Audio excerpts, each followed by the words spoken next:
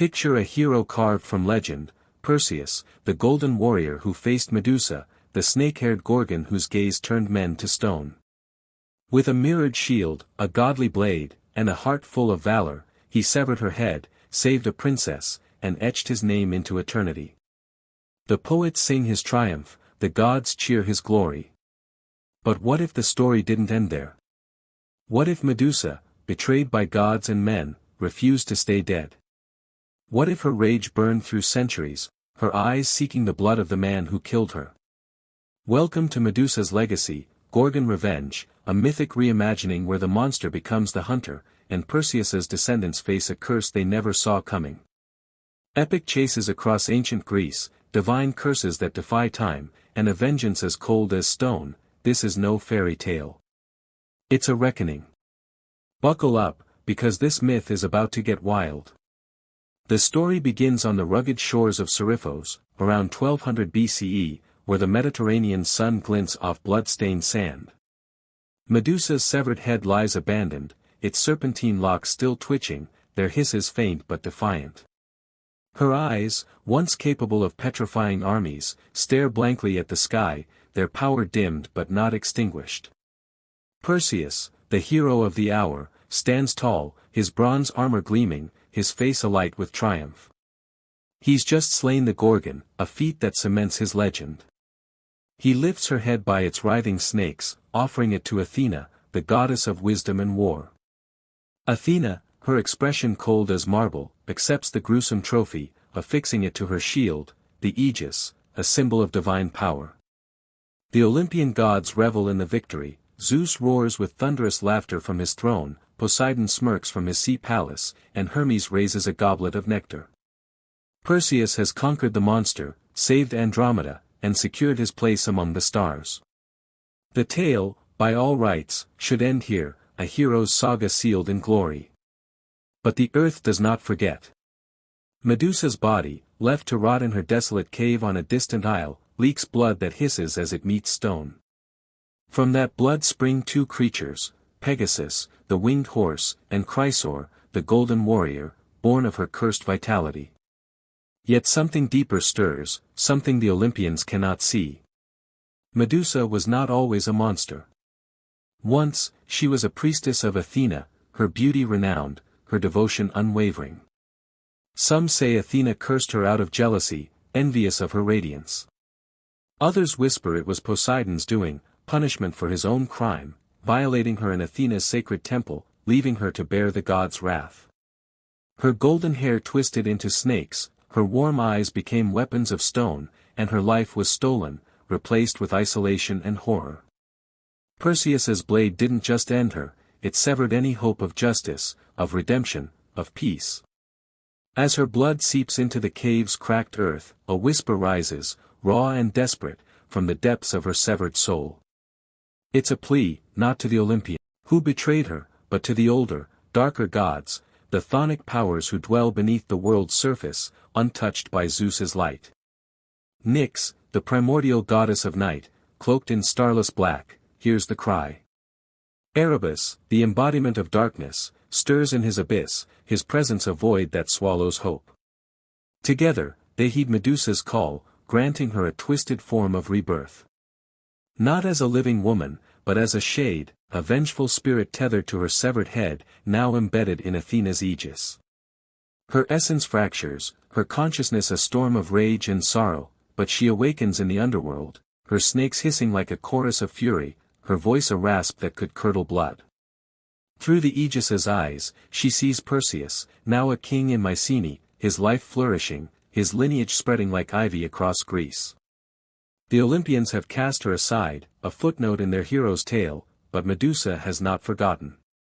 She swears an oath on the river Styx, the unbreakable vow that binds even gods, every drop of Perseus's blood will pay for her suffering, every heir will face her gaze. Nyx and Erebus weave her curse into the fabric of fate. Medusa's shade will rise whenever a descendant of Perseus draws breath, her eyes seeking their doom, her snakes hungering for their fear. The curse is a living thing, fueled by her pain, strengthened by the chthonic god's ancient power. It binds her to the world, a hunter without rest, a ghost with a purpose. The hunt begins, silent but relentless, a shadow cast across time. Meanwhile, Perseus lives in blissful ignorance. He marries Andromeda, the princess he saved, their love a beacon of hope after his trials. They sire children, Alcaeus, Sthenelus, Electrian, and others, whose blood carries his courage, his cunning, and, unknowingly, his debt. Mycenae grows under his rule, its cyclopean walls a testament to his strength, its markets bustling with trade.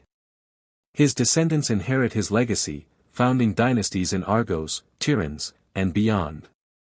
The gods, smug in their victory, turn their attention elsewhere, assuming Medusa's story is buried. They are wrong. Beneath the earth, in the underworld's gloom, Medusa's shade sharpens her resolve, her snakes coiling, her eyes burning with a fire no blade can quench. The seeds of vengeance are sown, and the harvest will be bloody. Centuries roll by, the Bronze Age in full bloom. Mycenae stands as a jewel of Greece, its massive stone walls, built, legend says, by Cyclopes, gleaming under the sun. It's around 1150 BCE, and the city thrives under Electrian, Perseus's grandson, a warrior king whose beard is streaked with grey but whose spear arm remains deadly. His daughter, Alcmene, is his pride, a young woman with her ancestors' fire, her dark eyes sharp with intelligence. Mycenae's markets hum with merchants from Crete and Egypt, its temples echo with hymns to Zeus, Hera, and Athena.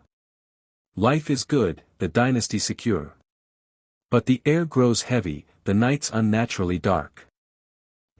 On the hills whisper of strange omens, goats and sheep found as statues, their eyes wide with frozen terror. Fishermen speak of a shadow in the waves off Argos, serpents writhing in its wake, their boats rocking in sudden storms. The people shrug it off as superstition, but the wise feel a chill, a sense that something ancient stirs. Medusa strikes on a moonless night, when the stars seem to hide. In Athena's temple, high on Mycenae's Acropolis, the Aegis trembles where it hangs, its bronze frame rattling against stone.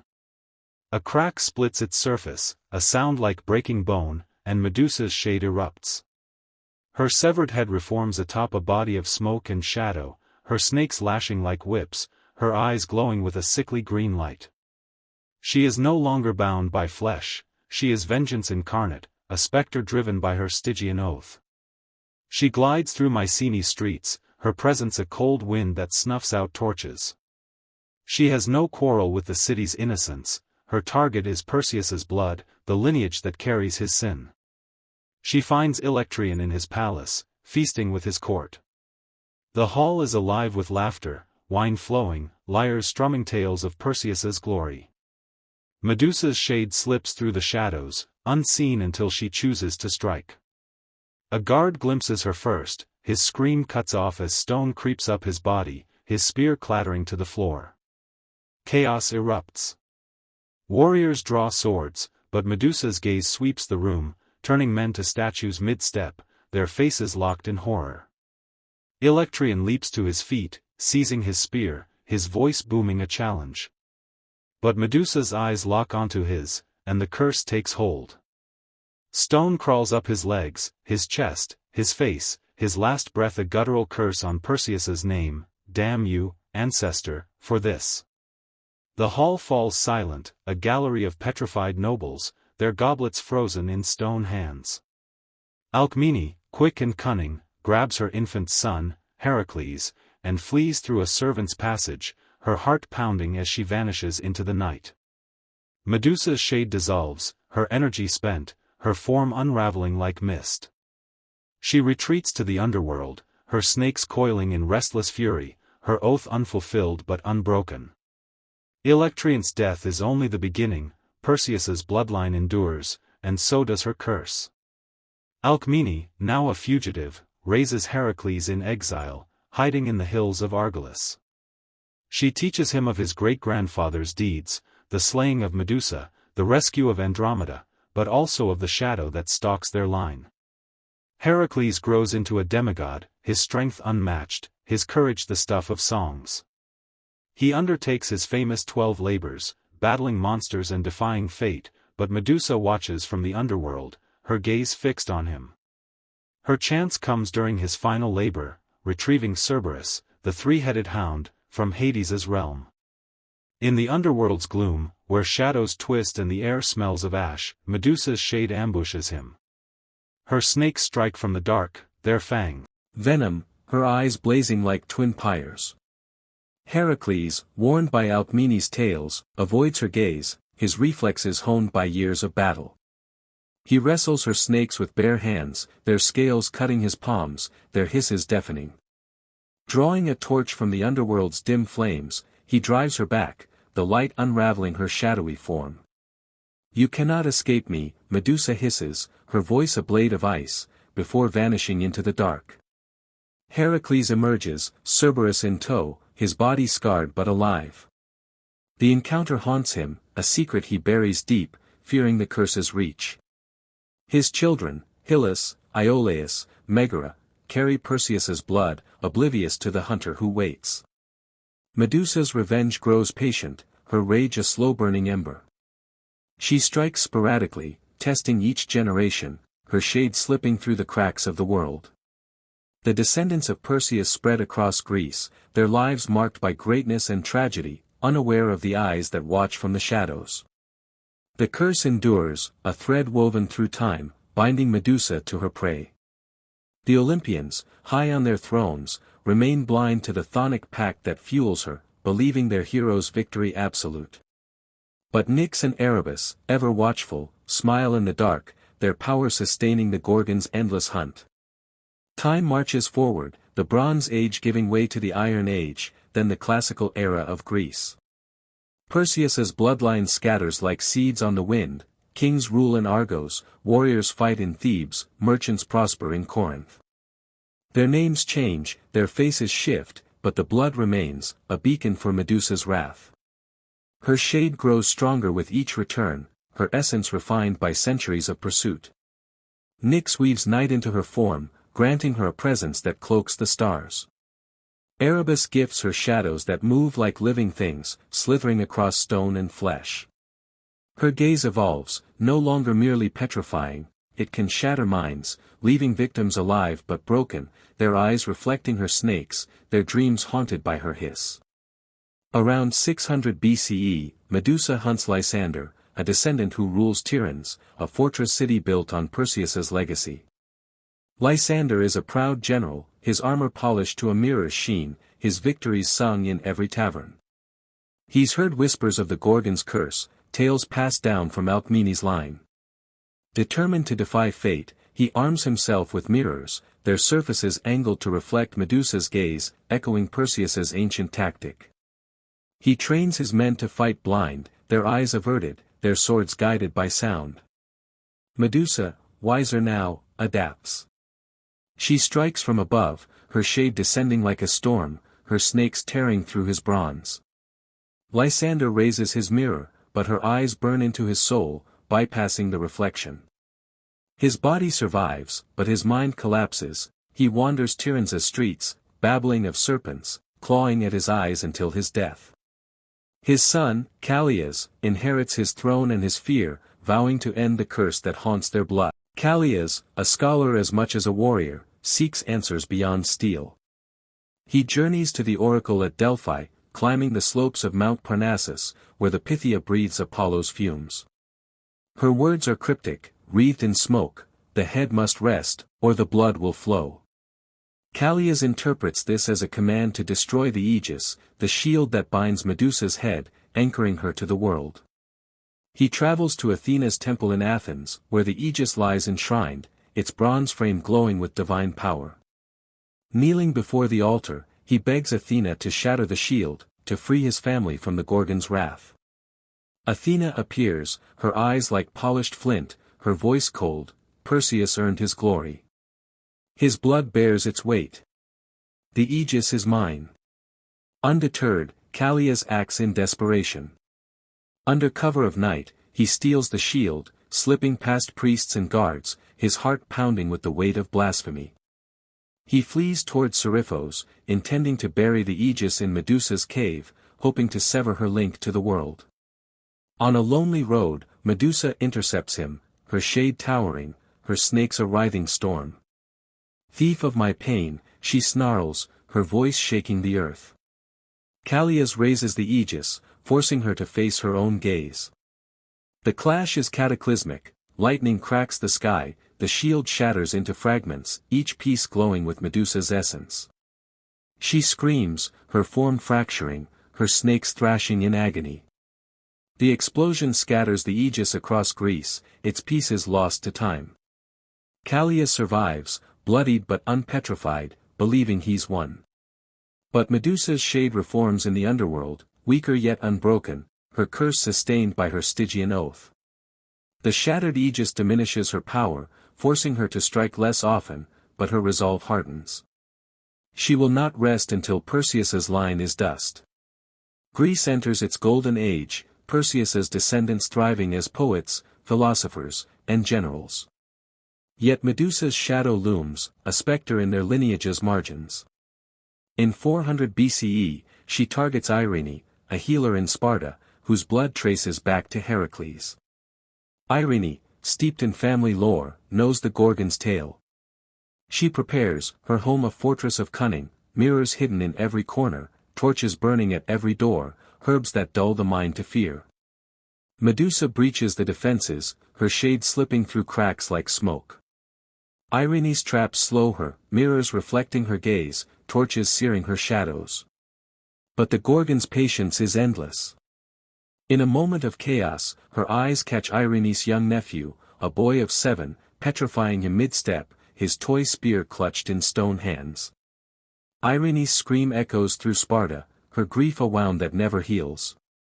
She dedicates her life to warning others, carving tales of Medusa's revenge into clay tablets, passing them to her kin. The curse endures, a relentless tide, and Perseus's bloodline carries its weight through the ages. The story leaps to 200 BCE, the Hellenistic era, as Greece bends under the weight of Macedonian rule. Alexandria, the city of knowledge, shines like a beacon, its library a treasure trove of scrolls and secrets. Thalia, a scribe in her 30s, is the last direct descendant of Perseus, her bloodline diluted but unbroken. She's a quiet woman, her ink-stained fingers quick, her mind sharper than any blade. Thalia knows her heritage, tales of Perseus's heroism, Heracles' labors, and the Gorgon's curse, pieced together from Mycenae's ruins, Delphi's prophecies, and Irene's tablets. She's studied Medusa's story, not as a monster, but as a woman betrayed, her life stolen by gods and men. Thalia believes the curse can end, not through violence, but through understanding, a reckoning with the past.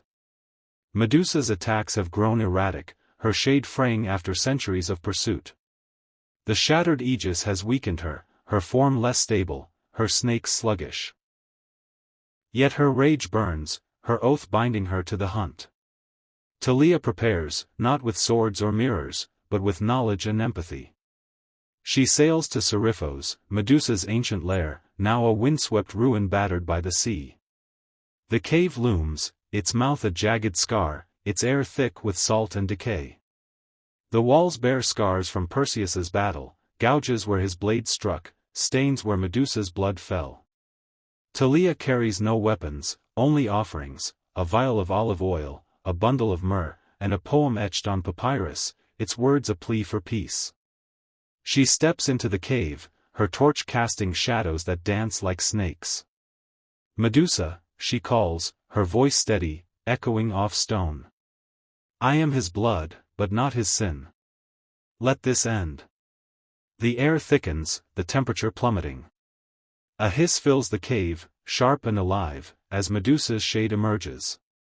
She towers, her body a storm of smoke, her snakes writhing, her eyes blazing with centuries of pain. You dare face me?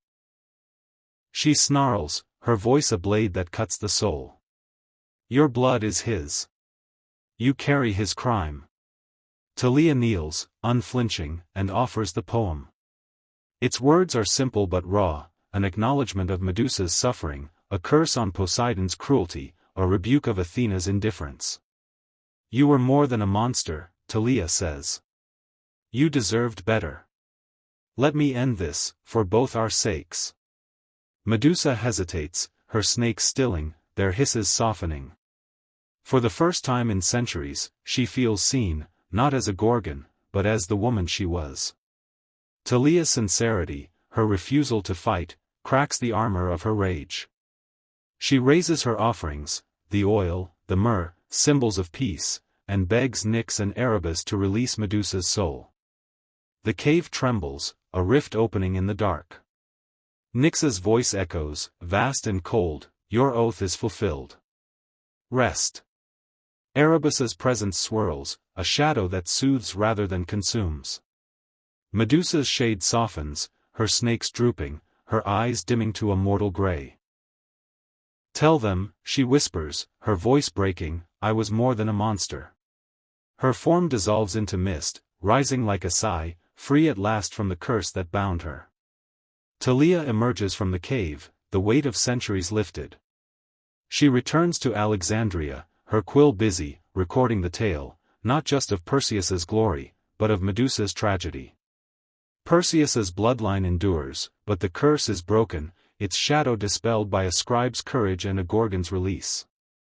Poets begin to sing a new song, one that honors Medusa's pain, her strength, her humanity, weaving her into Greece's tapestry as more than a villain. Centuries pass, and Medusa's cave lies silent, its stones worn smooth by time. Greece falls to Rome, the gods fade into stories, but Medusa's name endures. Perseus remains a hero in epic poems, his mirrored shield a symbol of triumph. Yet Thalia's poem survives, copied by scribes, whispered by storytellers, hinting at a deeper truth. Temples crumble, but fragments of Medusa's tale linger, not as a monster to be slain, but as a warning. Even heroes cast shadows, and vengeance knows no end until justice bends to hear the silence.